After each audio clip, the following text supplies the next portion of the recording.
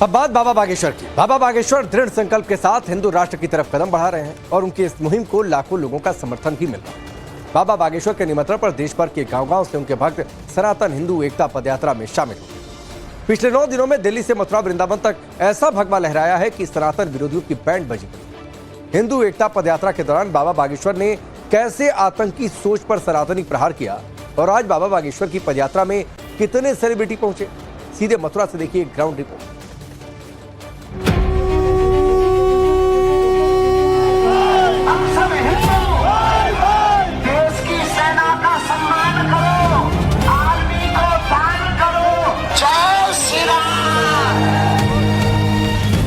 हम एक बात उनसे कह दें, कान खोलकर सुनो, भारत एक देश है, कोई धर्मशाला नहीं है।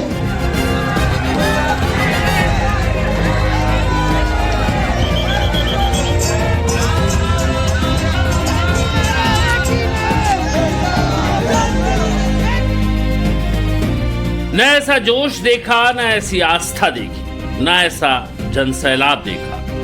हिंदू राष्ट्र के संकल्प के साथ बाबा बागेश्वर ने सनातन का झंडा बुलंद किया तो देश भर के सनातनियों ने ऐसी एकजुटता दिखाई जिसका करंट देखकर विरोधी भी हैरान रह गए। बाबा बागेश्वर की यात्रा में सिर्फ लाखों की भीड़ ही नहीं दिख रही, लोगों में हिंदू राष्ट्र के लिए जज्बा भी दिखाई दे रहा है और भक्तों में ये ऊर्जा आ रही है खुद बाबा बागेश्वर से। बाबा बागेश्वर 170 किलोमीटर की यात्रा में पूरे जोश के साथ देश को जोड़ रहे हैं। इसकी झलक हर तस्वीर में दिखाई दे रही है।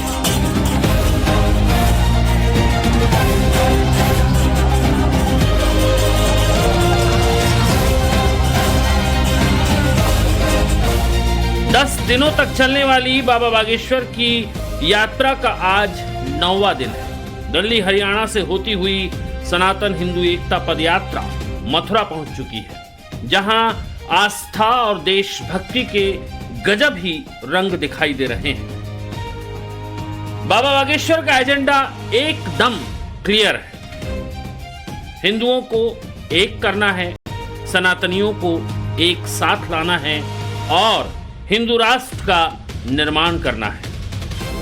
बाबा बागेश्वर को भी ये पता है कि ये एक दिन में नहीं होने वाला, ना ही एक मंच पर सभी हिंदुओं को जुटाया ही जा सकता है।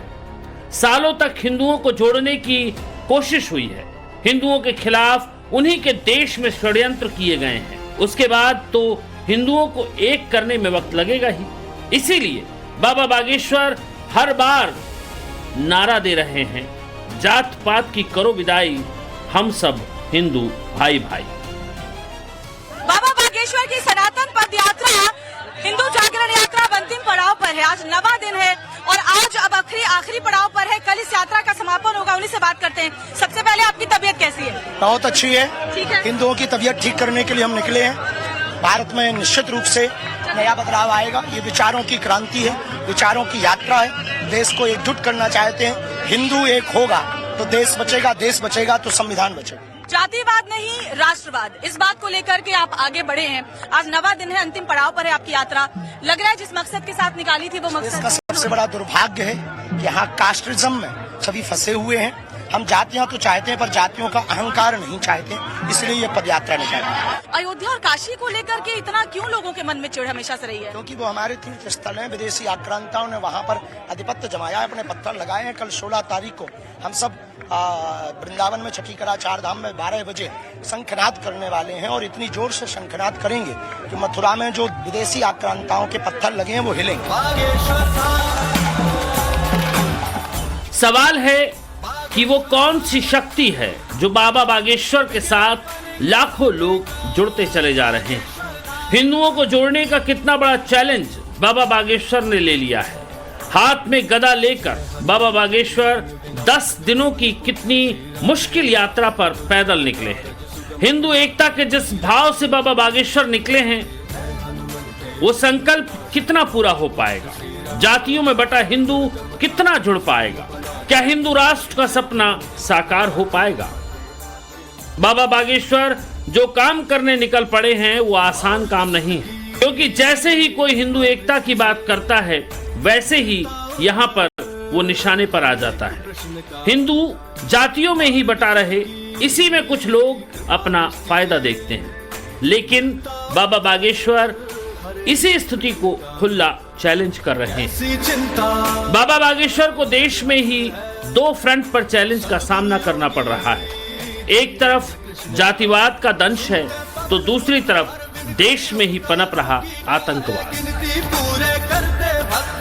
दिल्ली धमाके के बाद बाबा बागेश्वर की यात्रा पर भी बड़ा खतरा मंडराने लगा था। पदयात्रा में सिक्योरिटी भी बढ़ा दी गई थी। बाबा बागेश्वर ने देश विरोधी ताकतों को कैसे अपने अंदाज में जवाब दिया और साजिश रचने वालों को क्या संदेश दिया, वो भी सुनिए।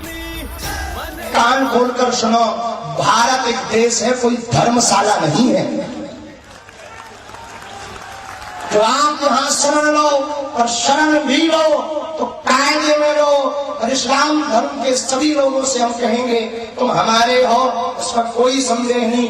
हम भी तुम्हारे हैं, इसमें भी संदेह नहीं। यदि हम विरोधी होते तो अब्दुल कलाम को सलूट ना करते, रहीम रसखान के दोहे ना गाते। हम रसखान के भी दोहे गाते हैं, अब्दुल कलाम को भी सलूट करते हैं। और आप अपने युवान बच्चों को समझाओ कि वो डॉक्टर की पढ़ाई पढ़ करके भी आतंकवादी न बने, अब्दुल कलाम बने। बाबा बागेश्वर की ऐसी अपील के बाद सनातन हिंदू एकता पदयात्रा में हर वर्ग, हर समाज और हर जाति का हिंदू सनातन के झंडे तले जुट रहा है। आध्यात्मिक उत्साह और ऊर्जा के इस सुसंगम में देश और विदेश में सनातन धर्म का प्रचार प्रसार करने वाले कई पूज्य संत महापुरुषों का समागम भी हो रहा है। आज बाबा बागेश्वर की इस पदयात्रा में कथावाचिका जया किशोरी और पुंडरिक गोस्वामी भी पहुंचे।